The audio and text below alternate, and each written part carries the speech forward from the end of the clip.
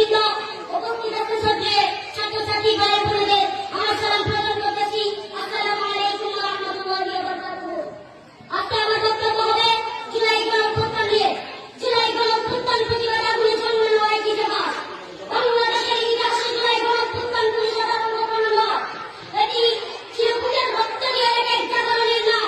যখন বন্যায় মাথা তুলে দাঁড়িয়েছিল, যখন মানুষের কান্না মুক্ত করার চেষ্টা চলছিল, তখন এই সাধারণ মানুষ তুলে দাঁড়িয়েছিল সাধারণ সাহসে। রাজপথে নেমে এসেছিল ছাত্র ছাত্রী, শ্রমিক, কৃষক, আর কোনো অস্ত্র নয়, শুধু ছিল প্রত্যয় আর শুধু ছিল মুক্তির স্বপ্ন। সেই জুলাইয়ের দিনগুলো রক্তে বেঁচেছিল, মানুষের সংগ্রামে বাতাস ছাই হয়ে উঠেছিল প্রতিবাদ